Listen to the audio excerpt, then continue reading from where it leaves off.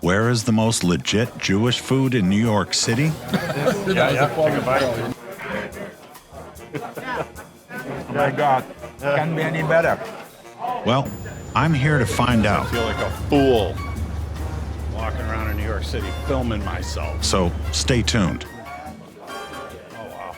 This is that part of Manhattan. This is not the New York I used to know. 30 years ago, things down in this part of town looked like something out of a Hollywood movie. And then there was me wandering around the streets sporting my spiffy punk rock mohawk and wearing my trusty leather jacket looking for loud music and cheap beer. But things change. At least they did in this city. That is, except for some old school ethnic foods that can still be found here, but you have to know where to look.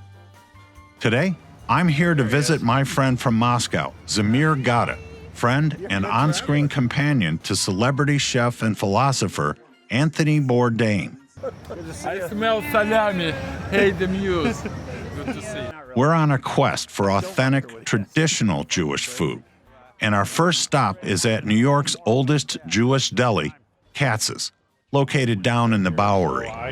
What's your... I'm going to get a bowl of matzo ball soup because they're that big. Yes, this place does get busy fast, but it's worth it. That is, if you're interested in savoring from what I firmly believe is the very best pastrami on rye in the world. Orgasmic. Over the years, Zamir learned a lot from Tony. And Tony, in fact, learned a lot from Zamir. And I learned a lot from both of them. So they got latkes, blintzes. And now, Zamir and I are sharing food at one of Bourdain's favorite places, Katz's Deli. Yeah, take a bite. Oh my God, can't be any better. Vodka and pickles at 10 a.m. in New York. Oh, I heard knockwurst. That's it. It's up. Yep, Wow. I did. Yep. It's like Chinese Jewish, right? I know. Still, I love the way you just bring me to amazing Yeah, experience. so we're sitting here at Katz's Deli in New York trying to figure out, first of all, how to eat and film at the same time. The food's here, and we And haven't it's real really... torture, Steve. You Yeah, know, I the think more we should look just start at it, picking yeah, at it. maybe we'll just do Yeah, like that's your half. the This is Russian mine. way, like a little bit of a. Yeah. And you see the mustard, there's part of it. yeah. So don't miss it. Oh my God, They're good or what? Wow. it's very heavy. Thank you, John. Thanks, Jen. What'd you get? Wow, sour. Knockwurst. Oh my God. So it's pretty gigantic. It's still steaming. Oh, and I asked for so extra good. fat. I asked for the Thank extra you for fat. extra. Yeah. So Because that's the way to keep your, I would say, health condition sometimes a little bit on the question mark, but it will keep you fat for the whole day. I guess the only thing you're not supposed to do is have cheese with your meat, and that's part of the kosher thing. That's what I understand. Yeah, and I guess part of kosher, not that I know much about it, but it's how they kill the animal humanely. I never thought about it, but Yeah. that's important. And halal is kind of the same thing. And Interestingly, yeah, true. so being in New York City at a Jewish deli, at least we know a little bit about it. So I'm gonna try. Much fat, yeah. So much fat, yeah. So we're chewing the fat. Yeah, so that, you see that? Yeah. Yeah, we're chewing the fat. So here it is, first bite. Oh, I gotta get distracted here. So this is that fat I was telling you Look about. at this, yeah. Oh yeah, that's the stuff right here. Jen, we stole one potato. That's amazing. So good. Oh, Would you like some knockwurst? Maybe a tiny piece, just to be part of your Polish community feel. Just a very tiny. well, it's the first time in probably 30 years Yeah, that I've had one of these I sandwiches. appreciate it. So as a real Jew, I can't miss the whole feast of my Polish friend Jen, who is very generous. That's probably the best wurst I smelled. Steven? Wow. Oh, I'll try one bite. You should. Okay. Wow. Wow, this is It's wow. a wow. So, It's all right. Now this is knockwurst. And now you gotta wet your wow. Oh my God. It's amazing. Napkin doctor. Yeah. So I have no effing idea what I'm really doing with this idea of a podcast. Maybe we find religion through food, or food through religion, or learn about religion. From what I recall, our late Tony, food was his religion. So how about we'll look at food as the religion which is understandable, and you don't need to speak any language. As long as we like what we have. Look at Jen's happy face. I was all wound up about this pastrami, which this pastrami on rye for me is the oily, greasy texture. The meat is springy and spongy and yet chewable and not tough or sinewy. And the mustard and the rye bread, the smells just hit you, Good morning. This is my first There it is. food, Not being a religious guy, for me food is like now, the more I'm thinking about it, the way you brought it up, it's kind of religion. So you have to be It is. conscious where you are, who came up with this food and why. So food unites back to people. the food. The more we're thinking about it, the more we understand. You don't need to speak too many languages as long as you have the right understanding that food unites us. We're all the same. So since that time, I really started to look at it as art. For me, it's like a real piece of art. It is. It's a different That's part cool. of art. That's a great concept. That it could be a painting It could be a painting. or a photograph Honestly. in a But museum. only you could touch it. Unlike the museum, that's the great draw. I'm the guy who likes to touch everything, so that's... Huh. How about when you were growing up? I mean, were you... Zamir and I have traveled all over the world together, and his fame often precedes him. Like the time we were filming along the U.S.-Mexico border after having a few beers the night before, and the Border Patrol showed up. But that's another story. Today, it was another patron that recognized Zamir again from the television, and they stopped by to say hello. But it's so good to see you, and Severe. And it was back to our food. What do you think of the pickle? I love it. Actually, that's exactly the way. Not so much of vinegar like most East Europeans love. I love it more than. Thank you. Oh, okay. More than East Europeans do. So it's a little bit of a probably addition of the Jewish culture. Less vinegar. That's So it's not interesting. that sour. It's crispy, which I like. So now you're going to try the matzah soup. Oh my God, it's like real communion for me now. Shalom. So good. Like my grandma would do, like the soup. That was something we could afford at that time. I don't know what she would put in. Definitely not matzah at that time.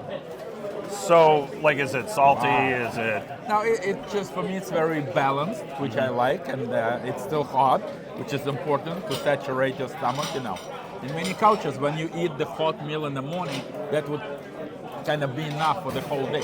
It's a pretty pragmatic way to look at it. Jana insists that you are part of the crew, of course. Nice. So let me try the matzah. What do you think of the food?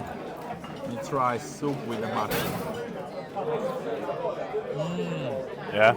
So consistent, not that thick, as my grandma would do all the time. And I love those pickles. Oh, and that's the sauerkraut, man.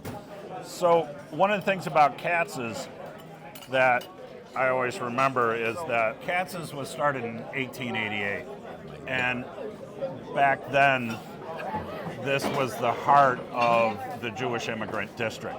Well, back then, in 1888, around then, the Jews were coming over in droves. So it's like a food mecca, if you know what I'm saying. Well, when they came Connecting over the people, from New York. Eastern Europe to New York, they brought their food with them, right? Things like latkes, blintzes, pierogi. You get a lot of, what's that one called, Jen, in Golubki? That's the stuffed cabbage. Yeah. Golubki. Yeah. In Russian, golubtse, right. The same thing. Jan did it once. Yeah. And that's That the was stuffed amazing. cabbage. So you can look at these foods as ethnic, meaning Eastern European or West Russian, but all the Jewish immigrants came here to New York. This is where they concentrated. And hopefully later today, we're going to be able to see this neighborhood that is still a bastion of hardcore Judaism, is what I would call it. Yeah. Definitely, I'm looking for bagels. Just to remind me. Oh yeah, we're going to do that after we get out of here. All right, so now I got to try this Enjoy. matzo ball. Hi guys. Welcome to the party. All right, I'm going to try this. Please. You have the mustard soup. You want to try it? It's very good. Oh yeah. Amazing. Yeah. Apart from being a food mecca for the Jews, I think a couple of films were Yeah, I think there was when Harry Met Sally was filmed here, where she's going, oh yes, yes, yes. activating the orgasm. Yeah, she was. I think it was just somewhere. There's a thing hanging from the ceiling somewhere. So, but a lot of famous people, like your friend Tony was here. Yeah, he enjoyed it. There's his picture on the wall here somewhere. Yeah, Billy Crystal actually. I worked Billy with him Crystal, once, yeah. Bill Clinton, you know, lots of presidents. But I think what makes Katz really special to me is that it's the same kind of food you would have gotten This is surreal. 100 years ago. And one of the things that they try to do is not change their recipe. Yeah, I love this. I think Tony's love for this spot was more than just the food. It was where this place came from. You know, it's a measure of how much I love this place. That I come here. Originally run by the Iceland brothers in 1888, it was everything a person could want for a typical Jewish deli in New York. Most importantly, it's the food that hasn't changed over the years. That's what Tony said he loved about this place. And that's true for me as well. In a way, this is like tasting history. Part of the experience of Katz's is the hustle and bustle of the place. You can smell the food cooking and the guys behind the counter working. But for me, it was the self-serve water station that I remember from when I used to come here back in the 1980s. And of course, the pictures on the walls of the celebrities, including Anthony Bourdain, which is appropriately mounted nearest the kitchen entrance. So, we finished our early morning pastrami sandwich and matzo ball soup and a killer kielbasa, and headed over to pick up some real old-school bagels from a place called Russ Daughters, just a block or so from Katz's. On our way, we were reminded that this is New York City, and with it comes some amazing characters. Like this guy we met while trying to shoot a promo for our documentary. Yeah, awesome. So talk about food. Okay, see that red? That's me. So, we're here in New York City at world famous Katz Deli with Zamir Gata, and so we decided to join up here to have a little lunch. Yeah, awesome. Yeah. So talk about food. Guys, Yeah. Sorry about it. So anyway. Yeah, there you go, man. Yeah. Awesome. Boy, that's different. You must be proud of my hangover. All right, we'll do another take. Okay. So we're here. No, not really. But that's New York. All right. So take The 3. blessing and the curse. So, hi everybody. We're here in New York City with the indomitable Zamir Gata from the Anthony Bourdain shows, plural, no reservations, parts unknown. Who is still hungry and thirsty for more. So, finally our friend got bored of us and we moved on. It's good for you should you This decide. one's Russ and When we Daughters. got to Russ Daughters, I instantly got the vibe that this place was the real deal too. For casual stuff, it's great. It was started by Joel Russ, a Jewish immigrant from Poland, who in 1914 peddled herring from a pushcart here in the Lower East Side. Eventually, he got a storefront, and in 1933, he renamed the business Russ and Daughters, instead of sons because he had none. So what would Tony Just say? doing the Jewish thing, like food-wise, than just buying the bagels. So, which is your... Пожалуйста. So, what would be like plain, maybe? What's your favorites here? You saw our menu, right? Over Yeah. here? I think everything bagel is the most popular. That's usually what I get. I'm just taking takeout, just bagels for my friends. So the everything bagel is a bagel that has all the seeds, right? So poppy seeds, sesame, onion. I know my guys like plain, so why don't I just take 5 plain and 1... Customer knows best in matters of taste. What can I Perfect. say? So I'll take 1 plain and 1 like, what you say, like everything? Yeah, I think that sounds reasonable. And what's your Your first first name name? again? My name is Julian. Hi, Julian. I'm Julian. Steve. So this is the black caviar. My friend never really tried it because We had some in Moscow. Oh, we did. I'm Yeah. sorry. Listen, we have the smallest, the 50-gram tin, 2-3 people. How much is it? We start at 80 or 90. Which is actually reasonable compared to other places I Well know. price, and then it goes up to 260 for the S1E1. And the fish bowls, the red one, do you sell the red ones? So how do you know like a good caviar? It's not fishy, or is good caviar fishy? I'm sorry. That's a good question. I do want to mention everything that comes in here we taste. Wow. Right? Yeah. So whatever we sell, That's the only we way taste until it. you know what to Yeah. sell. sure. Julian, Yeah. do they give it I've to had you caviar for that's the... so fishy, salty. I could. Sometimes it is. Yeah, so we only get the maloso. You know what maloso is. Of course. Like less salty than normal. So do I give it just on the counter for the bagels? So what's your number? 48. So we're serving 42 right now. Oh, good. Just So wait we're for your good. number to be called. I appreciate it. Today, it was a dozen bagels and caviar cream cheese we were after. Russian fish balls with the like caviar. You Oh, remember yeah, the red caviar- balls, which caviar you- cream cheese, yeah, right? With the big. And after a few minutes, I asked Zamir about the smoked fish. So Zamir, what is the deal? Why is this one darker? Oh, yeah. Well, it all depends on what here's the name. smoker you use. Yeah. But today, he said he only wanted bagels. Just 6 bagels to go, like 5 plain and 1 like everything. After getting our bagels, we sat outside for a quick break. And a few minutes later, we headed off for an adventure through Chinatown so that I could find an $8 cup of coffee, which I nearly spilled all over a patron when leaving the store. Knapsack. Spilled coffee all over the place. Well, there was a step down and I didn't see it. So I stepped down and I almost did, and I told her, I said, I did not get you. And she was very happy about that. I don't know. It seemed to me that this part of Manhattan had really been tamed since I used to roam these streets all those years ago. And I guess that gave me some time to think. After all, I was getting hungry again.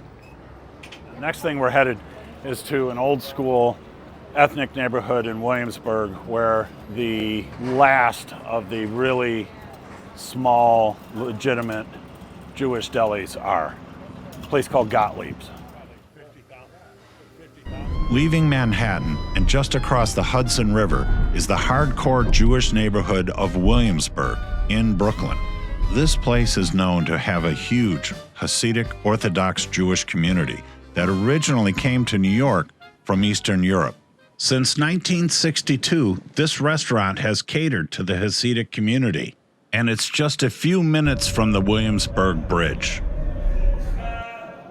Hasidism is a Jewish mystical movement emphasizing joyful worship, spiritual connection, and a strong community bond that was founded in the 18th century by Baal Shem Tov.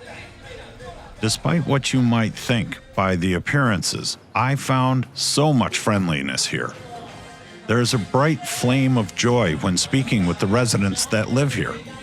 Try that in Manhattan. Sorry about you. One of the great things about these places is they only serve kosher foods that are prepared in strict accordance with Jewish law.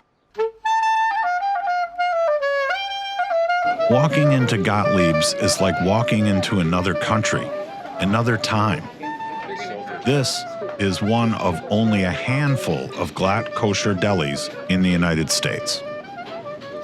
This place is the real deal, wonderful in its authentic atmosphere.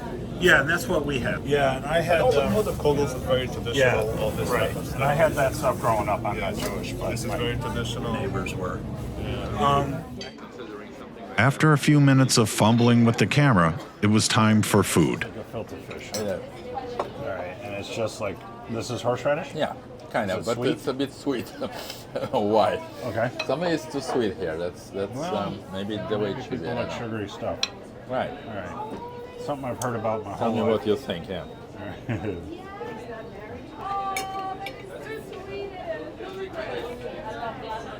I love it. Interesting. The texture is great. It is. It's not too sweet. Little tiny hint of fish. Here, try the other half. Let's get it. White part. That is, it's the breaded fish, but fish. somehow- It's like Yeah, maybe but it's mixed with something. It's mixed with almost something. like the matzah meal. You know? Yeah, right.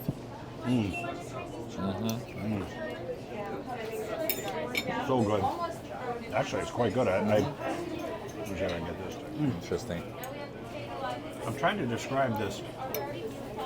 Something Gefilte you've never fish. tried, right? It's different from anything you tried before. I really quite like it. And this is, I love this. The texture, I can't quite describe it. It's, well, doing different for me. A bit too loud. I drink that. Gefilte fish is hard to describe. Kind of bready. Yeah. It's not sweet. bready. It's not fishy. Little hint of sweet. Personally, I love the gefilte fish, and it wasn't fishy at all. It was sort of sweet and spongy. And next, it was the stuffed cabbage Eastern Europeans call golumpki. Oh, what is this? Sour cabbage. Oh, lumpy. This is like a lumpy, yeah, but But they it's- just call it stuffed cabbage. The Hebrew word kosher means fit or proper. Like Islam's halal food, pork is strictly prohibited. In the case of Gottlieb's, they adhere to an even stricter Hasidic variation of kosher called glatt kosher. And then, unexpectedly, as we were wrapping up our meal, Mr. Gottlieb himself led me over to show me more of the foods on offer here. This is cholent. Beans, beans, and meat, very traditional. We eat on Shabbos every week. In Polish, that they made it with potatoes. Yeah. Beans and potatoes. But it's I've very, never had that. My wife, yeah. you know. This is super very traditional. Matzo ball soup. Oh, yeah, yeah. Noodles. Oh, yeah, yeah. I love the Very with traditional. big matzo ball soups. Yeah. And then the gefilte fish kind of reminds me of the dough from the matzo ball. Right, it's similar. Yeah. It's fluffy, same thing. Yeah. Yeah, and when my wife makes pierogi, you know, it's a dough, but the dough's not sweet like the matzo dough is. you Right, know, right. It's wonderful. Yeah. But thank you for having me. And, Enjoyed? Yeah, it was good. Yeah. yeah. Oh, I Very loved good, it. right, Yeah, it was great. great. I'm glad we came here. And with that, we headed out. I was exhausted from our day, and yet I was exhilarated at So the I just same got time. done finishing lunch at Gottlieb's restaurant here in Williamsburg, Brooklyn, New York, and got to meet Mr. Gottlieb, the owner, and it is a wonderful place to go in and have what I consider a legitimate East European meal. And one of the things I had today was gefilte fish for the first time ever, and I love it. I would order it again. And it had what they call horseradish, but to me it's pickled beets. But they go great together, and it reminds me of the great matzo ball soup that I had this morning. So I guess for me this is the most, well, as Bourdain used to say, authentic food experience I think I've ever had anywhere in the United States. It's harder and harder to find places like this here. So, if you ever decide to visit these places to enjoy the wonderful foods they offer, please keep in mind that these restaurants represent more than just food and another social media conquest. They represent the very best of a people and a culture, and most importantly, Judaism. This is particularly true of a place like Gottlieb's. So when you come here, please be more than just a tourist hunting food. Think about who these people are and where they came from. That will make your meal that much better. Thank you for watching. It's my first time here.